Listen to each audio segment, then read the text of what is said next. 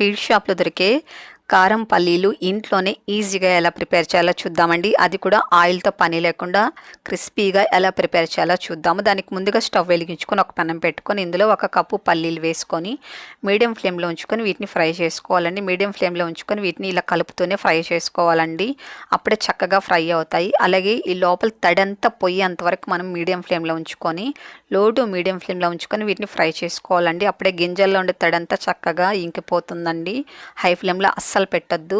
లో టు మీడియంలో ఉంచుకొని వీటిని ఇలా కలుపుతూ ఫ్రై చేసుకోవాలి. మినిమం అంటే ఫ్రై అవ్వడానికి మనకు ఒక 5 నిమిషాలన్నా పడుతుందండి. చూడండి ఇలా మంచిగా ఫ్రై చేసుకోవాలి.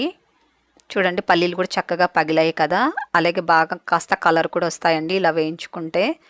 ఇప్పుడు స్టవ్ ఆపుకొని ఇప్పుడు దీనికి మసాలా ప్రిపేర్ చేసుకోవాలండి. ఒక బౌల్ తీసుకొని ఇందులో పల్లీలకు తగినంత సాల్ట్ వేసుకోవాలి. అలాగే కొద్దిగా పసుపు వేసుకోవాలి. అలాగే తగినంత కారం వేసుకోవాలండి. ఇప్పుడు ఇందులో కొద్దిగా నీళ్లు పోసుకొని మిక్స్ చేసుకోవాలి. ఎక్కువ వాటర్ వేయకూడదండి. కొద్దిగానే మనం వాటర్ వేసుకొని కలుపుకోవాలి.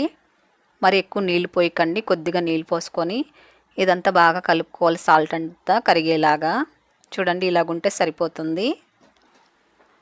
మనం ఈ కారం పల్లీలోకి వేసేటప్పుడు సిమ్లో ఉంచుకోవాలండి. లేకపోతే కూడా మీరు స్టవ్ ఆపుకొని ఈ కారంని ఇందులో వేసుకోవాలండి. కారం నీళ్ళు ఎందుకంటే ఎక్కువ ఘాటుగా ఉంటుందండి. కాబట్టి ఇవి వేయించుకున్న తర్వాత మీరు కావాలంటే కారం ముందే కలిపి ఉంచుకోండి. తర్వాత వీటిని వేయించుకున్న తర్వాత బాగా వేగిన తర్వాత ఈ గింజలు స్టవ్ ఆపుకున్న తర్వాత ఈ కారం వాటర్ అనేది వేసుకోండి సరిపోతుంది. అప్పుడు ఘాటు అనేది ఎక్కువ ఉండదండి.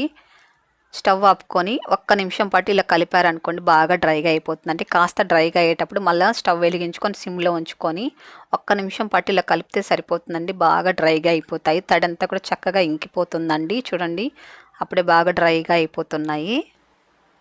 చూడండి బాగా డ్రైగా అయిపోయాయి. తడి అంతా బాగా ఇంకిపోయిందండి. ఇప్పుడు స్టవ్ ఆపేసుకొని ఇప్పుడు దీనిపైన మూత పెట్టి ఉంచుకోవాలండి. ఒక 10 నిమిషాల పాటు మూత పెట్టి ఉంచారనుకోండి ఇంకా బాగా డ్రైగా అయిపోయి చాలా క్రిస్పీగా వస్తాయండి.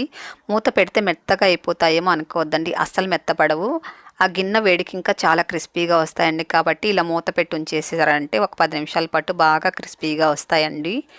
ఇప్పుడు చూడండి 10 నిమిషాల తర్వాత ఎంత క్రిస్పీగా వచ్చాయో. సౌండ్ చూడండి ఎలాగొస్తున్నాయో. వినిపిస్తుందా సౌండ్?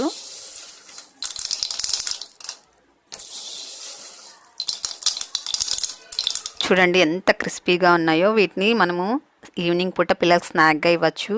అలాగే మనం భోంచేసేటప్పుడు సైడ్ డిష్గా తీసుకోవచ్చు. మనం బొరుగులు తెచ్చుకున్నాం అనుకోండి, కారం బొరుగులు చేసుకుంటాం కదా, అందులో కూడా వేసుకొని తినొచ్చండి. చాలా బాగుంటాయి ఇవి. వీటిని నెల రోజులు కూడా స్టోర్ చేసుకోవచ్చండి. ఏదైనా ఒక డబ్బాలో వేసుకొని గట్టిగా మూత పెట్టి ఉంచామనుకోండి నెల రోజులైనా కూడా ఇలా క్రిస్పీగా ఉంటాయండి. చూసారు కదండి ఎంతో సింపుల్గా మనకు స్వీట్ షాప్ దొరికే కారం పల్లీలు రెడీ అయిపోయి. మీకు నచ్చిందా అయితే వీడియోని షేర్ చేయండి, లైక్ చేయండి. ఫస్ట్ టైం మీరు కనుక మన ఛానల్ చూస్తున్నట్లయితే మన ఛానల్ని తప్పకుండా సబ్స్క్రైబ్ చేసుకోండి.